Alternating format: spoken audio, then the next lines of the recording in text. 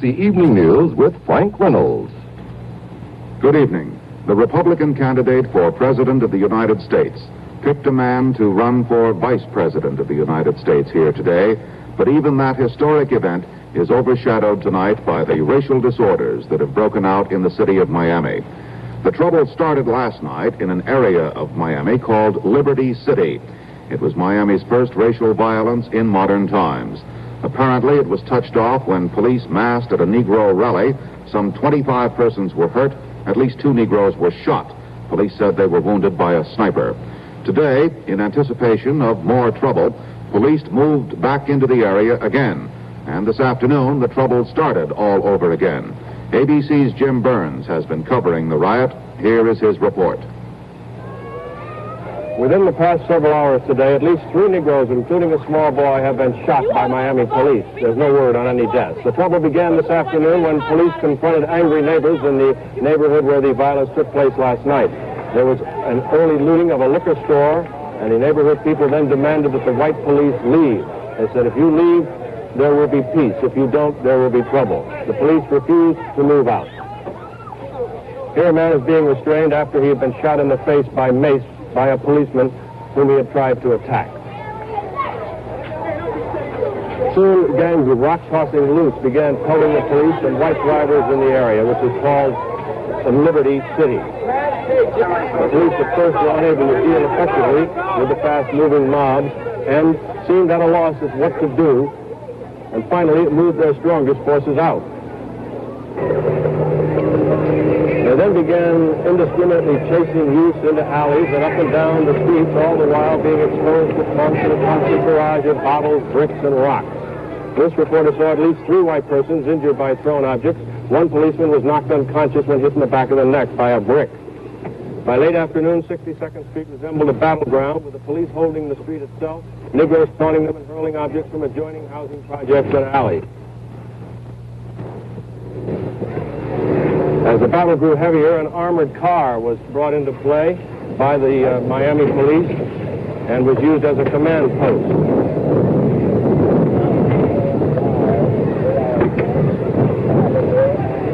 Here we see Negro youths backing a car into the street. We thought at first they were going to turn it over and burn it, but they did not.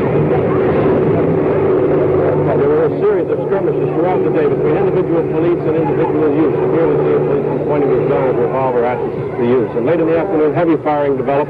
There were reports of sniper shots at the police, and the police, who seemed to be very jittery, kept firing shotguns and carbines into the air. Here's that armored truck we were talking about. The worst incident occurred about 4:30 when police firing into a housing project where they reportedly had encountered sniper fire. Tonight, the National Guard is expected to move into the area. There were reports that it would be there by late afternoon. This is Jim Burns, ABC News, Miami.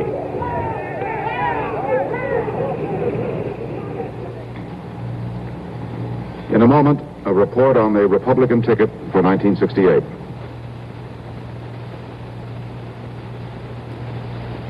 Oh, the giant flightless bird you've just seen lived 50 million years ago. Dad, I only had one. One? Cavity. Splendid. He's proud. He ought to be only one cavity. How'd you do it? Well, Mine changed to crest. of course, he brushed with Crest. Are you sure Crest did it? We used a lot of toothpaste, the Crest, and historic. Check out. Of the 5 leading toothpastes, only Crest has stannous fluoride to fight cavities. Mr. Clean really takes to water. Why, he's a changed man, a new man. Smell the difference. He's one liquid that stays strong in water, leaves floors cleaner looking than even powder cleaners. Powder cleaned here looks dull. Mr. Clean cleaned here, he leaves a sheen. Oh, he's still great straight from the bottle, but Mr. Clean's changed. Smell the difference. Mr. Clean stays strong in water. Nixon and Agnew. The Republican ticket for 1968 will be completed here in Miami tonight when the convention approves the nomination of Maryland's Governor Spiro Agnew to be the vice presidential candidate. The selection of Governor Agnew, who once tried to organize a draft Rockefeller movement, provided this convention with its first and really its only surprise. The announcement was made by Mr. Nixon shortly after noon today. All of you know from who have been covering me since the early days in New Hampshire the emphasis I put on the vice presidency and the need for selecting a man who was first qualified to be president, second, one who could campaign effectively, and third, one who could assume the new responsibilities that I will give to the new vice president, particularly in the area of the problems of the states and the cities. I have now made a decision. I shall recommend to the convention that it nominate for vice president on the Republican ticket Governor Agnew of Maryland. I've just finished conferring with the presidential nominee, Mr. Nixon. I know the first question I'm going to get is, are you surprised? And the answer is, I'm stunned. I had no idea that this was going to happen. It came as a bolt out of the blue. Of course, my family is tremendously excited about it. I'm excited about it. I welcome the chance at this crucial moment in the history of this country to be a contributing part of a campaign team that I hope will put America on a new level of progress. Mr. Nixon informed me that he has selected me primarily because he has some confidence in my knowledge of the problems of the cities, of county and state government. He's going to resign the civil rights position. I think my civil rights position can not be simply described. I'm on record with many, many statements on civil rights. I am pro-civil rights. I am for the implementation of civil rights, not just the elaborate programming and distribution of money which is intended to bring about the equal opportunity and the justice that everyone talks about. On the other hand, I expect fully that no civil rights can be realistically achieved without the restoration of order, without the abandonment of the condoning of civil disobedience. I will work enthusiastically in civil rights, and I think that's one of the reasons I'm on this ticket, because I have a record that I'm proud of in this area.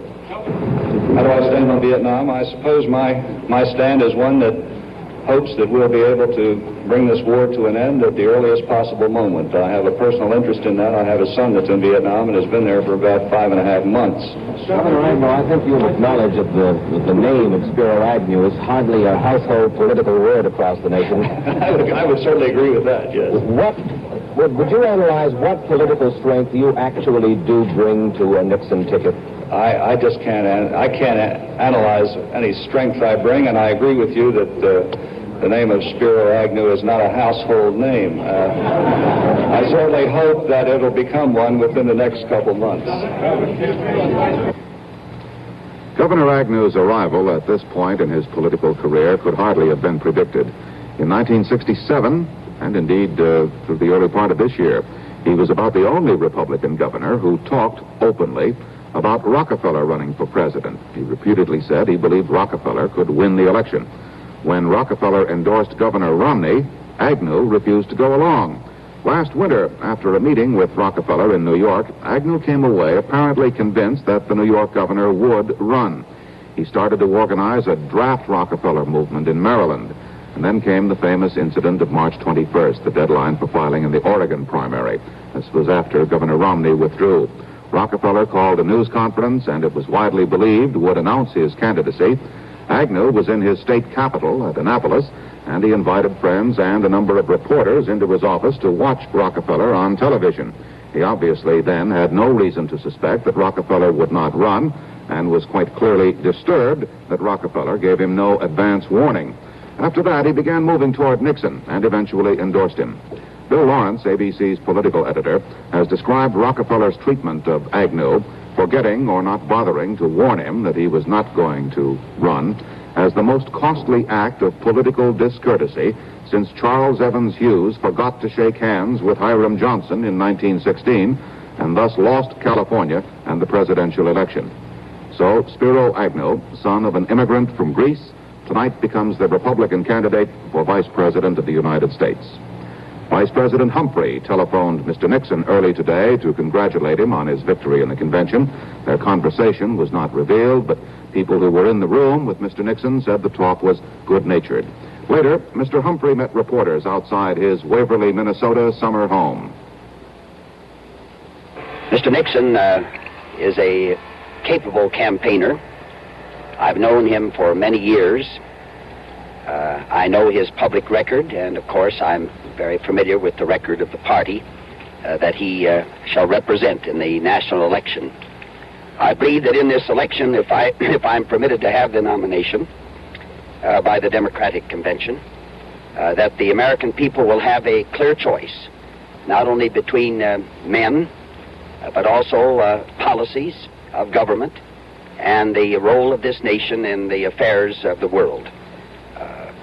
I look forward to the campaign because both of us are equipped by background and knowledge of the issues to carry on I believe, an effective and informed, intelligent campaign to the American people. Senator Eugene McCarthy, who was also looking forward to running against Mr. Nixon this fall, was in Washington today. Here is his reaction to the Nixon nomination. I think the selection of Richard Nixon by the Republican Convention was quite a proper selection for the Republican. His position on foreign policy has been consistent over the years and reflects a Republican point of view. And the same is true, I think, of what he's had to say about the domestic problems of this country, to suggest that they are serious, but not to propose anything very expensive or very formal by way of trying to solve them. The selection of the governor of Maryland came as somewhat of a surprise in terms of, I think most of us here had begun to think about his having to select somebody from the Congress, although the tradition of the Republican Party over the years is rather a strong one of picking governors much more often than the Democrats pick them. So I think it's a proper ticket for the Republicans to present to the country in 1968. In Montgomery, Alabama, third-party candidate George Wallace reacted to Mr. Nixon's nomination by saying, "I don't think it makes any difference who runs. The people are going to elect a new party in November." Wallace said both Democrats and Republicans have gone along with anarchists, and now both of them are calling for law and order. It's the end of the quote from George Wallace. In a moment, a report on the moment of nomination.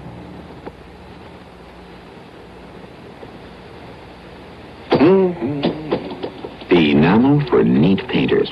New Dutch Boy Latex Satin Gloss Enamel. It's messless for neat painters who like a clean paint job on kitchen and bathroom walls and woodwork.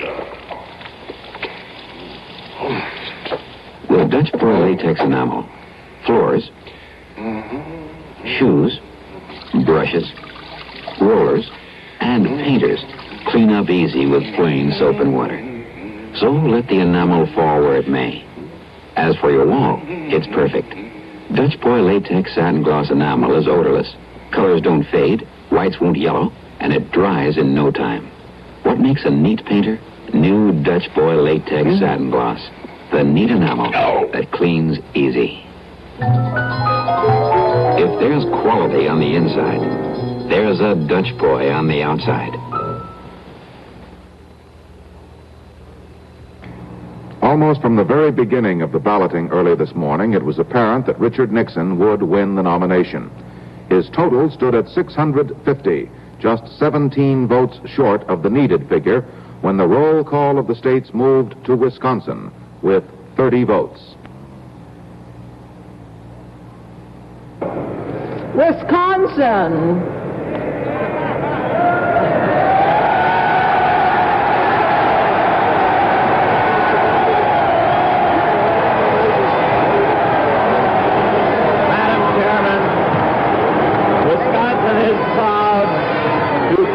Its 30 votes for the nominee of this convention, Richard M. Nixon.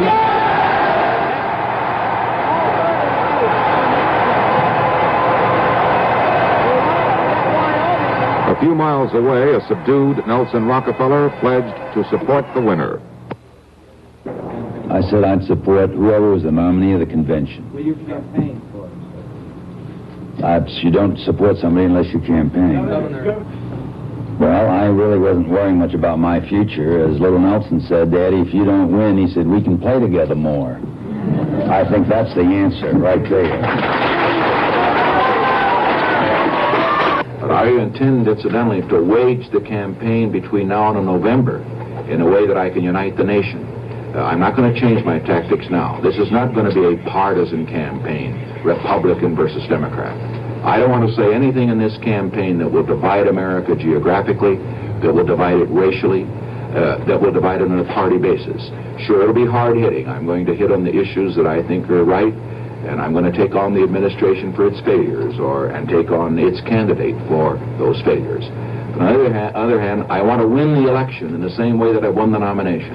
Win the election in a way that I can unite the country. It should not be a tough, hard partisan campaign. Governor Agnew will be nominated by acclamation tonight. Then there will be the acceptance speeches by both Mr. Nixon and the governor. You'll see the highlights on ABC's 90-minute program on convention activities. Race to the White House, the Republican ticket, at 9:30 tonight, 8:30 Central Time. In a moment, a report on the president's health.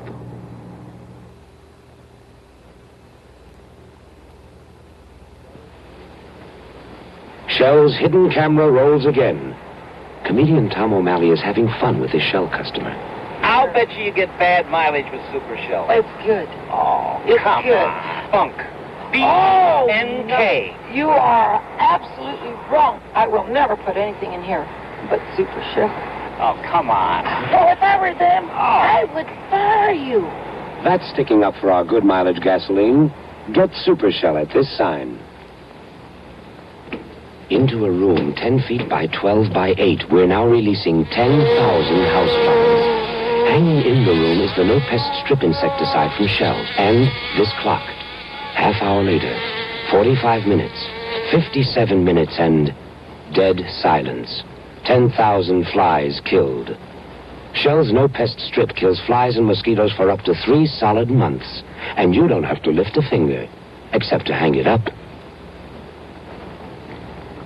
It was disclosed today that President Johnson is suffering from an intestinal ailment. The president spent 4.5 hours at the Brooke Army Medical Center in Texas and will return there next week for further examination and tests. A report on the president's health now from ABC's White House correspondent Bill Gill in San Antonio. President and Mrs. Johnson arrived at Brooke Medical Center for what was carefully described as merely routine medical checkups. Now, Mrs. Johnson has been given a clean bill of health, but the president is reported to be suffering an old intestinal ailment, a weakening of the colon wall described as an outpouching of the intestinal tract. Vice Admiral George Berkeley, the president's private physician, has ordered extensive medical tests for next week to check on the exact condition and to decide on treatment. Mr. Johnson himself describes the condition as diverticulitis, but Dr. Berkeley later insisted it was only a protrusion of the colon wall, and there is no inflammation and discomfort such as cramps which might be expected in diverticulitis. The president told reporters today that he feels excellent. Completed tests show, according to Dr. Berkeley, that the president's health is well within the normal limits for his age group, with heart, electrocardiogram, blood pressure, and general physical condition considered good. Mr. Johnson will return to Brooke Medical Center sometime next week to continue his checkups, and he will be placed on a 48-hour liquid diet. He will be required to undergo examination by a team of specialists. The president's condition today described does not require surgery. It is treated usually through a bland diet and sufficient rest. Tests have also revealed the continued presence of kidney stones, first detected in 1960, which appear to have not changed appreciably. They require no surgery. On balance, Dr. Berkeley reports Mr. Johnson's health gives no cause for concern. This is Bill Gill reporting. At Walter Reed Army Medical Center in Washington, doctors say General Eisenhower continues to show progress after his latest heart attack. Mr. Eisenhower relayed a statement today through an aide. He said he is delighted with the nomination of Richard Nixon. And General Eisenhower also was reported to have said, "I am an honorary delegate, and could I have been there and voted, then the total number would have been 693 instead of 692. Last week's Vietnam casualty figures reflect the recent lull in the ground fighting. 171 American servicemen were killed. 1,050 were wounded. Saigon reports 250 government troops were killed, and Allied sources estimate enemy dead at 899. That's the lowest weekly total since January of 1967.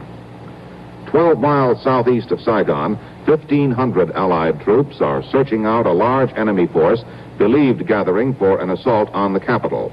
The swampy region is in an area of the Mekong Delta from which enemy mortar and rocket crews have in the past lobbed shells into Saigon. In skirmishing so far, the enemy has lost 50 men. 2 Americans have been killed.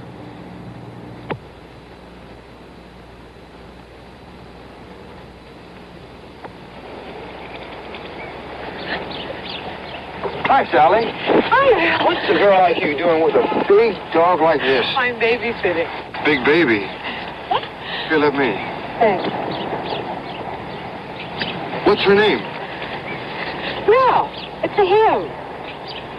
One pup? They don't taste very good after a while. Never happens with these here. Viceroy? Why are they so different? Don't know, but they're always good. Taste never quits.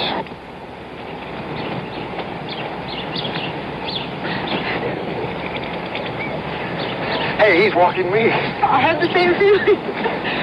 You know, this Viceroy is good. Taste never quits.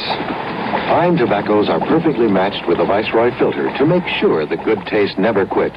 Viceroy after Viceroy, the good taste never quits.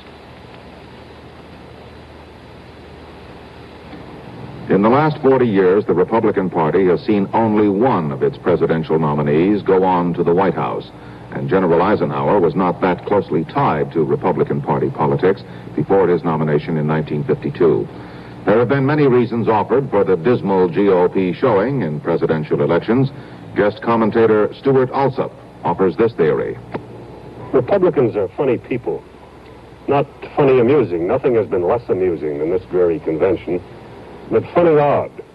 For example, Republicans seem to be oddly sentimental about politics, which is really not a very sentimental business. To Democrats, the point of politics is to win elections, but not to Republicans. There could have been more than 10% of the delegates on the convention floor last night who really thought that Richard Nixon had a better chance, or even as good a chance, to win in November as Nelson Rockefeller. And yet they went ahead and nominated Nixon anyway. It can't have been for ideological reasons. A few days ago, Rockefeller was asked what the real differences were between him and Nixon on the basic issues, and he just mumbled. You'd have to use calipers and a microscope to find the difference between them on such issues as Vietnam and civil rights. But the Republicans felt sort of sentimental about Nixon, and not at all sentimental about Rockefeller. Not that there was any of the flaming passion for Nixon that there was for Goldwater, for example, in 1964. It was just that, as the delegates said, Dick is our kind of Republican. The feeling for him was rather like the tepid, sentimental affection a dog-loving family has for an old and faithful dog. Mind you, Richard Nixon is an immensely able man. He couldn't possibly not be to do what he's done this year.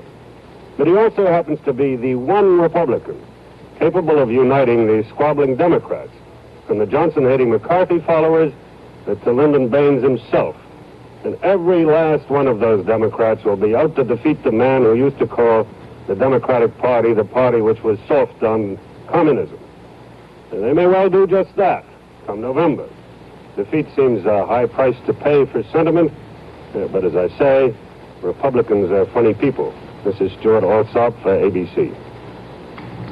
On the New York Stock Exchange today, Dow Jones Industrials were down 6.5 points. The Stock Exchange Index was down 11 cents. On the American Stock Exchange, the index was down 7 cents. In a moment, a comment on a Democrat for Nixon.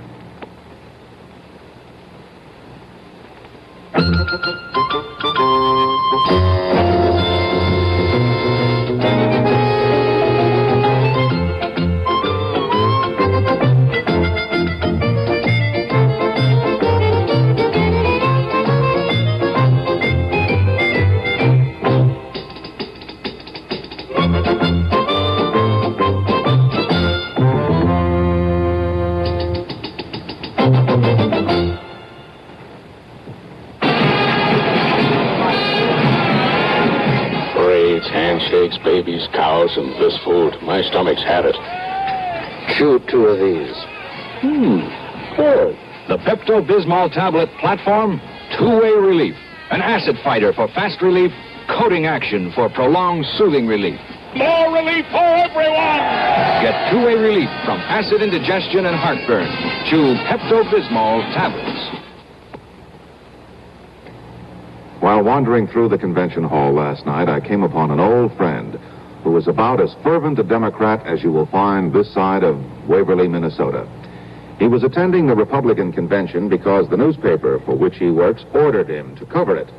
And since the paper pays him a miserable wage, he is not a wealthy man and had no choice but to obey. But imagine my surprise when the poor slob announced that in November he will vote for Richard Nixon. Not because of a sudden conversion, but rather because of a great weariness.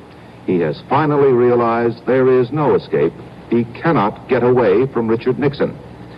Choking back a sob and dabbing at his eyes with a handkerchief, my friend explained that he has been running from Richard Nixon ever since 1952. But now at last he knows that Mr. Nixon is the finest distance runner of this century and will not be denied. Put it this way, said my friend, the weary Democrat, I've been overcome. I simply cannot go through life like this, knowing that every time I turn a corner, he's waiting for me. When I pick up a newspaper or turn on the television, he leaps out at me. He's always there. And now at last, he's got me. It must be understood, my friend the Democrat does not particularly dislike Mr. Nixon. He merely thought so many times, like so many other people, that he was all through with Mr. Nixon. Now he knows better, and he won't run away any longer. He's going to vote for him this November, because, as he mumbled through his tears last night, if there is one thing that is certain in this world, it is that eventually Richard Nixon will become President of the United States. And we may as well get it over with. That's tonight's news and comment. I'm Frank Reynolds. Good night.